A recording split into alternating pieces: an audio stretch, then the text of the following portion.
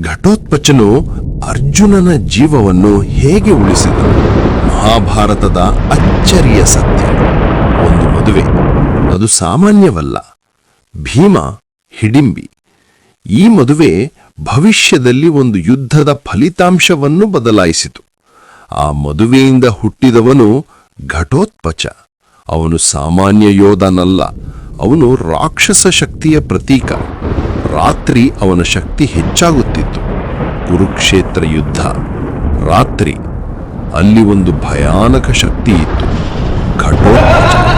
ಅವನು ಕೌರವರ ಸೇನೆಯನ್ನು ನಾಶ ಮಾಡುತ್ತಿದ್ದನು. ಸೈನಿಕರು ಓಡುತ್ತಿದ್ದರು, ಭಯದಿಂದ ಕಿರುಚುತ್ತಿದ್ದರು. ಅವನನ್ನು ತಡೆಯಲು ಯಾರಿಗೂ ಸಾಧ್ಯವಾಗಲಿಲ್ಲ. ಕರ್ಣ ಅವನು ನೋಡುತ್ತಿದ್ದನು. ಇವನನ್ನು ನಿಲ್ಲಿಸದಿದ್ದರೆ ನಮ್ಮ ಸೇನೆ ಸಂಪೂರ್ಣ ನಾಶವಾಗುತ್ತದೆ. ಕರ್ಣನ ಬಳಿ ಒಂದು ಅಸ್ತ್ರ ಇತ್ತು, ವಾಸವಿ ಶಕ್ತಿ. ಇದು ಸಾಮಾನ್ಯ ಅಸ್ತ್ರವಲ್ಲ, ಇಂದ್ರ ಕೊಟ್ಟದ್ದು. ಇದನ್ನು ಒಂದು ಸಲ ಮಾತ್ರ ಉಪಯೋಗಿಸಬಹುದು. ಇದು ಯಾರ ಮೇಲೆ ಹೋದರೂ ಅವನು ಬದುಕುವುದಿಲ್ಲ.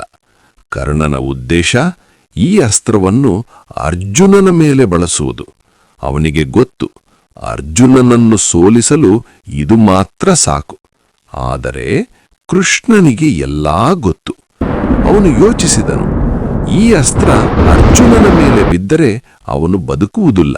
ಆದ್ದರಿಂದ ಅವನು ಒಂದು ಯುಕ್ತಿ ಮಾಡಿದನು. ಅವನು ಕರ್ಣನಿಗೆ ಒಂದು ಅನಿವಾರ್ಯತೆಯನ್ನು ತಂದನು. ಕರ್ಣನು ಅರ್ಜುನನ ಬದಲಿಗೆ ಘಟೋತ್ಕಚನ ಮೇಲೆ ಆ ಆಯುಧವನ್ನು ಬಳಸುವಂತೆ ಮಾಡಿದನು.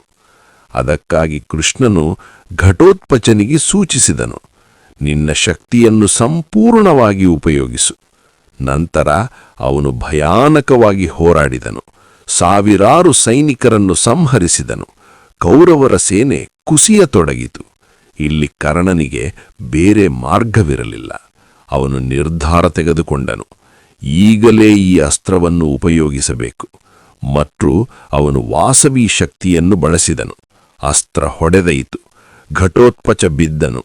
ಆದರೆ ಸಾಯುವ ಮುನ್ನ ಅವನು ತನ್ನ ದೇಹವನ್ನು ದೊಡ್ಡದಾಗಿಸಿಕೊಂಡನು. ಅವನು ಅನೇಕ ಸೈನಿಕರ ಮೇಲೆ ಬಿದ್ದನು. ಈ ಮೂಲಕ ಇನ್ನಷ್ಟು ಶತ್ರುಗಳನ್ನು ತನ್ನ ಜೊತೆ ತೆಗೆದುಕೊಂಡನು. ಆ ಕ್ಷಣದಲ್ಲಿ ಅರ್ಜುನನ ಜೀವ ಉಳಿಯಿತು. ಕೃಷ್ಣನ ಯುಕ್ತಿ ಯಶಸ್ವಿಯಾಯಿತು. ಕರ್ಣನ ಅತ್ಯಂತ ಶಕ್ತಿಯ ಅಸ್ತ್ರ ವ್ಯರ್ಥವಾಯಿತು. ಒಂದು ಮದುವೆ, ಒಬ್ಬ ಮಗ, ಒಂದು ತ್ಯಾಗ, ಇವೆಲ್ಲವೂ ಸೇರಿ ಅರ್ಜುನನ ಜೀವವನ್ನು ಉಳಿಸಿತು. ಯತ್ರ ಯೋಗೇಶ್ವರ ಕೃಷ್ಣೋ ಯತ್ರ ಪಾರ್ಥೋ ಧನುರ್ಧರಃ ತತ್ರ ಶ್ರೀ ವಿಜಯೋರ್ಭೂತಿರ್ ಧ್ರುವಾನಿ